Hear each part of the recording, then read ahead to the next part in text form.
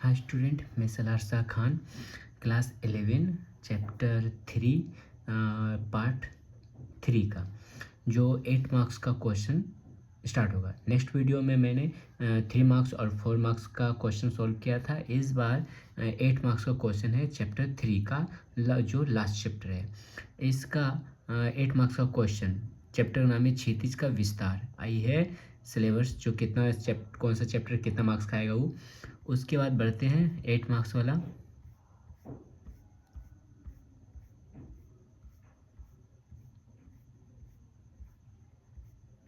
ये 4 मार्क्स भी कंप्लीट हो गया था।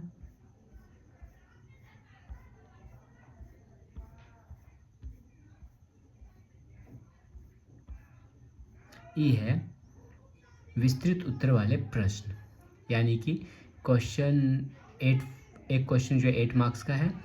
फर्स्ट नंबर क्वेश्चन है, आधुनिक युग में विज्ञान के विकास ने किस प्रकार मानव सभ्यता को प्रभावित किया। तो आंसर है, आधुनिक युग में विज्ञान के विकास ने मानव सभ्यता पर गहरा प्रभाव डाला है। विज्ञान ने मानव जीवन को सरल, सुविधाजनक और समृद्ध बनाया है। चिकित्सा के क्षेत्र में नई तकनीकों के विकास ने संक्रामक बीमारियों पर नियंत्रण पाने और चिकित्सा सेवाओं को अधिक प्रभावी बनाने में सहायता की है। यातायात के क्षेत्र में विज्ञान ने परिवहन के साधनों को तेज और सुरक्षित बना दिया है। हवाई जहाज, ट्रेन और कार जैसे साधनों ने दूरियों को घटा दिया है। संचार के क्षेत्र में इंटरनेट, मोबाइल और कंप्यूटर ने पूरी दुनिया को आपस में जोड़ दिया है। इसके अलावा ऊर्जा के नए स्रोतों जैसे सौर, पवन और परमाणु ऊर्जा का विकास हुआ, जिसने औद्योगिक प्रगति को गति दी। इस प्रकार विज्ञान ने न केवल जीवन की गुणवत्ता को बेहतर बनाया है, बल्कि मानव सभ्यता के हर पहलू को प्रभावित भी किया है। ठीक, ये 1 नंबर क्वेश्चन है। सेकंड नंबर क्वेश्चन है, विज्ञान के ऐतिहासिक विकास की यात्रा का वर्णन कीजिए।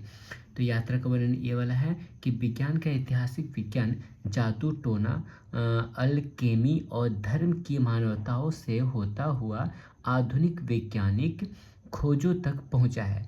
प्राचीन काल में लोग प्राकृतिक घटनाओं को समझने के लिए जादू टोना और अलौकिक शक्तियों का सहारा लेते थे। फिर समय के साथ साथ यूनानी दार्शनिकों ने तर्क और अनुभव पर आधारित ज्ञान का उपयोग शुरू किया। मिडिल एज में अरबी विद्वानों ने गणित, खगोल शास्त्र और चिकित्सा के विज्ञान में योगदान किया। पुनर्जागरण काल में वैज्ञानिक पद्धतियों का विकास हुआ, जिससे प्रयोग और प्रमाण पर आधारित ज्ञान का विस्तार हुआ। 17वीं और 18वीं शताब्दी में न्यूटन और गैलीलियो जैसे वैज्ञानिकों ने भौतिक और खगोल शास्त्र में महत्वपूर्ण खोजें की। इसके बाद औद्योगिक क्रांति में मशीनों और इंजनों का विकास हुआ। आधुनिक काल में विज्ञान ने इलेक्ट्रॉनिक, जैव प्रौद्योगिकी और कंप्यूटर विज्ञान में बड़ी प्रगति की है, जिससे समाज की सभी समस्याओं का समाधान तलाशने में सहायता मिली है। ये थर्ड नंबर क्वेश्चन है, आधुनिक युग में खगोल के क्षेत्र में कौन से आविष्कार हुए। तो आधुनिक युग में खगोल शास्त्र के क्षेत्र में कई महत्वपूर्ण आविष्कार हुए हैं। टेलीस्कोप का आविष्कार गैलीलियो ने किया, जिसने खगोल शास्त्र में क्रांति ला दी। इसके बाद रेडियो टेलीस्कोप और हबल स्पेस टेलीस्कोप ने ब्रह्मांड के दूरस्थ हिस्सों को देखने की क्षमता प्रदान की। इसके अलावा स्पेक्ट्रोस्कोपी तकनीक ने तारों और ग्रहों के रासायनिक तत्वों का विश्लेषण करना संभव बनाया। अपोलो मिशन और अन्य अंतरिक्ष मिशनों ने चंद्रमा और मंगल ग्रह पर मानव के कदम रखे। अब 20वीं शताब्दी में डार्क मैटर और डार्क एनर्जी जैसे अवधारणाओं का विस्तार हुआ। आधुनिक खगोल विज्ञान ने बिग बैंग थ्योरी और ब्लैक होल के अध्ययन को भी विस्तृत किया। ये सभी आविष्कार खगोल शास्त्र के क्षेत्र में मानव ज्ञान को एक नए स्तर पर ले आ गए हैं।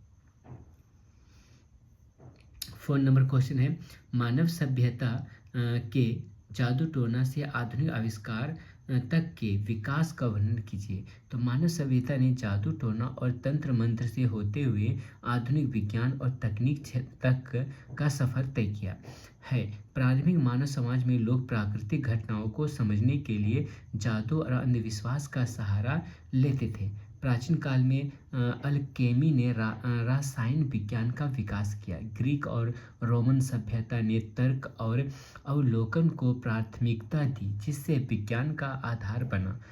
मध्य युग में अरबी विद्वानों ने गणित, चिकित्सा और खगोल विज्ञान में अपना योगदान दिया। पुनर्जागरण काल ने वैज्ञानिक पद्धतियों का विकास किया और तर्क को महत्व दिया। इसके बाद आधुनिक युग में विज्ञान का तेजी से विकास हुआ, जिसमें न्यूटन, गैलीलियो, आइंस्टीन जैसे वैज्ञानिकों ने योगदान दिया। वर्तमान में विज्ञान और तकनीक ने इंसानों के जीवन को सरल, सुरक्षित और समृद्ध बना दिया, जो एक ऐतिहासिक यात्रा का परिणाम है। 4 नंबर क्वेश्चन हो गया। 5 नंबर क्वेश्चन है,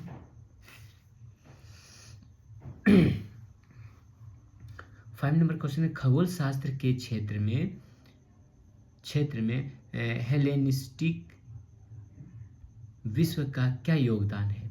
तो हेलेनिस्टिक विश्व ने खगोल शास्त्र के क्षेत्र में अद्वितीय योगदान दिया। इस क्षेत्र में ग्रीक विद्वानों ने खगोल विज्ञान को तर्कसंगत और वैज्ञानिक दृष्टिकोण से समझने का प्रयास किया। अरस्तु और पाइथागोरस जैसे दार्शनिकों ने पृथ्वी और ब्रह्मांड के संबंध में अपने विचार प्रस्तुत किए। हेलेनिस्टिक वैज्ञानिकों में हिप्पार्कस और टोलेमी जैसे खगोल शास्त्री शामिल थे, जिन्होंने तारों की गणना, ग्रहों की गति और सौरमंडल के मॉडल पर कार्य किया। टोलेमी का भूकेंद्रीय सिद्धांत, जिसमें पृथ्वी के ब्रह्मांड के केंद्र पर रखा गया, ने सदियों तक खगोल शास्त्र पर प्रभाव डाला। हिप्पोकरस ने तारों की स्थिति को मापने और ग्रहण की भविष्यवाणी में योगदान दिया। इस प्रकार हेलेनिस्टिक विश्व ने खगोल विज्ञान की आधारशिला रखी, जो आधुनिक खगोल शास्त्र के विकास में सहायक सिद्ध हुआ।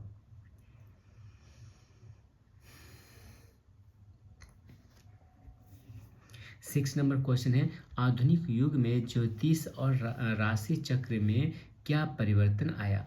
आधुनिक युग में ज्योतिष और राशि चक्र में कई बदलाव देखने को मिले हैं। परंपरागत रूप में ज्योतिष में ग्रहों और तारों की स्थिति के आधार पर भविष्यवाणी की जाती थी, जिनका मान्यता मुख्य रूप से धार्मिक और सांस्कृतिक संदर्भों में होता था। परंतु वैज्ञानिक दृष्टिकोण के विकास के साथ ज्योतिष में नई पद्धतियों और तकनीकों का उपयोग बढ़ा है। आजकल कंप्यूटर सॉफ्टवेयर के माध्यम से ज्योतिषीय गणनाएं अधिक सटीकता से की जाती है। राशि चक्र का भी अंतर्राष्ट्रीय प्रभाव बढ़ा है और पश्चिमी ज्योतिष, वैदिक ज्योतिष और चीनी राशि चक्र सभी में एक नया दृष्टिकोण आया है। अब लोग ज्योतिष को एक परामर्श सेवा की तरह मानने लगे हैं, जो जीवन के विभिन्न क्षेत्रों में मार्गदर्शन करने में सहायक साबित हो रही है। आधुनिक युग ने ज्योतिषी को एक नए रूप में प्रस्तुत किया है, जो पारंपरिक और वैज्ञानिक विचारों का संयोजन है। 7 नंबर क्वेश्चन है, भौगोलिक अन्वेषण ने किस प्रकार नए विश्व की नींव रखी। भौगोलिक अन्वेषण ने नए विश्व की नींव रखने में महत्वपूर्ण भूमिका निभाई। 15वीं और 16वीं शताब्दी में यूरोप के देशों ने समुद्री अन्वेषण के माध्यम से नए क्षेत्रों की खोज की। कोलंबस, वास्को डी गामा और मैगलन जैसे खोजकर्ताओं ने अज्ञात समुद्री मार्गों का पता लगाया जो यूरोप को एशिया, अफ्रीका और अमेरिका से जोड़ता था। इन अन्वेषणों ने नए संसाधनों, व्यापार मार्गों और उपनिवेशों की नींव रखी। इन नए क्षेत्रों में बसी सभ्यताओं से व्यापार और सांस्कृतिक आदान प्रदान होने लगा। इसके बाद ही यूरोप की शक्ति और समृद्धि बढ़ी और विश्व का भूगोल बदल गया। इस प्रकार भौगोलिक अन्वेषण ने न केवल नए विश्व की नींव रखी बल्कि सांस्कृतिक और आर्थिक क्रांति भी लाई। 8 नंबर क्वेश्चन है, भौगोलिक अन्वेषण का विश्व पर क्या प्रभाव पड़ा। तो भौगोलिक अन्वेषण ने विश्व पर कई स्तरों पर प्रभाव डाला। सबसे पहले इसने वैश्विक व्यापार को बढ़ावा दिया जिससे नए संसाधनों और व्यापार मार्गों की खोज हुई। यूरोपीय देशों ने एशिया, अफ्रीका और अमेरिका में अपने उपनिवेश स्थापित किए जिससे इन देशों की अर्थव्यवस्था और समाज पर बड़ा प्रभाव पड़ा। इसके परिणाम स्वरूप विभिन्न संस्कृतियों का आपस में संपर्क बढ़ा जिससे सांस्कृतिक आदान प्रदान और खाद्य पदार्थ, वस्त्रों और प्रौद्योगिकी का प्रसार हुआ। इसके अलावा इसने औद्योगिक क्रांति और पूंजीवाद के विकास को भी प्रेरित किया। भौगोलिक अन्वेषण ने विश्व को एक वैश्विक बाजार में बदल दिया और आधुनिक अंतर्राष्ट्रीय संबंधों की नींव रखी। 9 नंबर क्वेश्चन है, आधुनिक युग में तकनीकी के प्रयोग ने किस प्रकार कृषि के क्षेत्र में क्रांति ला दी। तो आधुनिक युग में तकनीकी के प्रयोग ने कृषि क्षेत्र में अभूतपूर्व क्रांति ला दी है जिसे हरित क्रांति के नाम से भी जाना जाता है। ट्रैक्टर, हार्वेस्टर और थ्रेशर जैसी मशीनों ने खेती की प्रक्रिया को अधिक कुशल और तेज बना दिया है। इसके अलावा सिंचाई प्रणालियों जैसे ड्रिप और स्प्रिंकलर ने जल की कमी वाले क्षेत्रों में भी फसल उत्पादन संभव बना दिया है। रासायनिक उर्वरक, कीटनाशक और जीन तकनीक ने इस फसल उत्पादन को बढ़ावा दिया और पैदावार में वृद्धि की। इसके साथ ही कंप्यूटर, सैटेलाइट आधारित कृषि निगरानी ने किसानों को मौसम और मिट्टी की गुणवत्ता के बारे में जानकारी प्रदान कर कृषि कार्यों को सुव्यवस्थित किया है। इन तकनीकी सुधारों ने कृषि को आधुनिक युग में लाभदायक और उत्पादक बना दिया है। 10 नंबर क्वेश्चन है, तकनीकी के प्रयोग ने जहाज निर्माण उद्योग को कैसे प्रभावित किया। तकनीकी के प्रयोग ने जहाज निर्माण उद्योग में बड़ा परिवर्तन लाया है। पहले जहां जहाज लकड़ी से बने होते थे और उनकी गति और क्षमता सीमित थी, वहीं अब स्टील और एल्युमिनियम का प्रयोग किया जाने लगा है जो जहाज़ों की अधिक मजबूत और सुरक्षित बनाते हैं। इंजन तकनीक के विकास में जहाज़ों की गति और भार वहन क्षमता में सुधार हुआ है। इसके अलावा स्वचालन, कंप्यूटर और जीपीएस जैसे तकनीकों ने जहाज़ों को सुरक्षित, कुशल और सक्षम बना दिया है। अब बड़े कंटेनर जहाज़ों और यात्री क्रूज का निर्माण संभव हो गया है जो लंबी दूरी पर भारी माल और यात्रियों को ले जाने में सक्षम है। इन तकनीकों ने समुद्री व्यापार और परिवहन को और अधिक कुशल बनाया है जिससे वैश्विक अर्थव्यवस्था में बढ़ोतरी हुई है। 11 नंबर क्वेश्चन है, तकनीकी के प्रयोग ने किस प्रकार युद्ध की परिभाषा बदल दी। तकनीकी के प्रयोग ने युद्ध की परिभाषा को पूरी तरह बदल दिया है। पहले जहां युद्ध तलवार, तीर धनुष जैसे हथियारों से लड़ा जाता था, वहीं अब बंदूकें, टैंक, मिसाइलें और परमाणु हथियारों का प्रयोग होने लगा है। संचार और रडार जैसी तकनीकों ने सैन्य बलों को अधिक सटीकता और प्रभावी ढंग से युद्ध की योजना बनाने की क्षमता प्रदान की है। ड्रोन और सैटेलाइट निगरानी ने दुश्मन की गतिविधियों को जानकारी जुटाना आसान कर दिया है। साइबर युद्ध और कृत्रिम बुद्धिमत्ता ने युद्ध की परिभाषा को और अधिक जटिल बना दिया, जहां भौतिक युद्ध के अलावा डिजिटल युद्ध भी महत्वपूर्ण हो गया है। इन तकनीकी परिवर्तनों ने युद्ध को तेजी, ताकत और तकनीकी क्षमताओं के बल पर निर्धारित कर दिया है। 12 नंबर क्वेश्चन है, मुद्रण कला के क्षेत्र में चीन तथा अरब के योगदान का वर्णन कीजिए। मुद्रण कला के विकास में चीन और अरब का महत्वपूर्ण योगदान रहा है। चीन ने सबसे पहले कागज का आविष्कार किया और फिर ब्लॉक प्रिंटिंग तकनीक विकसित की, जो मुद्रण कला का प्रारंभिक रूप था। इसी तकनीक के माध्यम से उन्होंने साहित्य, धार्मिक ग्रंथ और शासकीय दस्तावेजों का मुद्रण किया। अरबों ने कागज निर्माण और मुद्रण कला की तकनीक को मध्य पूर्व और यूरोप में फैलाने में भूमिका निभाई। उन्होंने चीन से कागज बनाने की कला सीखी और अपने क्षेत्र में कागज का उत्पादन शुरू किया।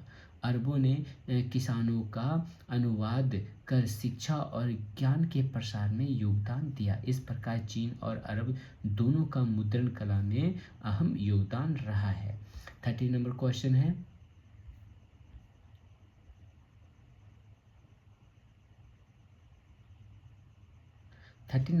है, मुद्रण क्रांति के द्वारा शिक्षा का विकास किस प्रकार हुआ। तो मुद्रण क्रांति ने शिक्षा के क्षेत्र में अभूतपूर्व विकास किया। पहले किताबें हस्तलिखित होती थी, जो समय साध्य और महंगी होती थी, लेकिन मुद्रण यंत्र के आविष्कार के बाद बड़ी संख्या में पुस्तकें सस्ते में उपलब्ध होने लगी, है ना। सस्ते में उपलब्ध जो है वह होने लगी। इसने ज्ञान को अधिक सभी के लिए सुलभ बना दिया और शिक्षा का प्रसार हुआ। विद्यार्थियों और विद्वानों के लिए ज्ञान के संसाधनों की उपलब्धता बढ़ गई। मुद्रण क्रांति ने नए विचारों और शोध कार्यों को व्यापक पैमाने पर प्रसारित किया, जिससे वैज्ञानिक, दार्शनिक और सांस्कृतिक आंदोलनों का विकास हुआ। शिक्षा के विस्तार और लोकतांत्रिकरण में मुद्रण क्रांति ने एक महत्वपूर्ण भूमिका निभाई है। 40 नंबर क्वेश्चन लगता है 30 नंबर क्वेश्चन है। 30 नंबर क्वेश्चन जो है ये लेसन 3 का लास्ट वीडियोस था, जो 13 नंबर क्वेश्चन तक है, जो 3 लेसन कंप्लीट हो गया। तो एक बार फिर से रिपीट कर देता हूँ मैं। फर्स्ट नंबर क्वेश्चन है 8 मार्क्स का ये, 2 नंबर क्वेश्चन का आंसर, 3 नंबर क्वेश्चन का आंसर, 4 नंबर और 5 नंबर क्वेश्चन, 6 नंबर, यह 7 नंबर, ये हो गया 8 नंबर, 9 नंबर, 10 नंबर, 11, 12 एंड 13। जो अब वीडियो जो है ये 3 लेसन यानी कि सेकेंड सेमेस्टर का 3 लेसन जो है टोटल कंप्लीट हो गया। अब नेक्स्ट चैप्टर का वीडियो और कोई भी चैप्टर का या कोई भी सब्जेक्ट का पीडीएफ चाहिए तो मेरा इस चैनल में मेरा एक व्हाट्सएप नंबर है, उसको जाके देख ले और व्हाट्सएप में बोल दे कि किस चैप्टर या किस सब्जेक्ट का पीडीएफ चाहिए। तो व्हाट्सएप के ज़रिए आपको पूरा पीडीएफ जो है हर सब्जेक्ट का पीडीएफ पहुंच जाएगा।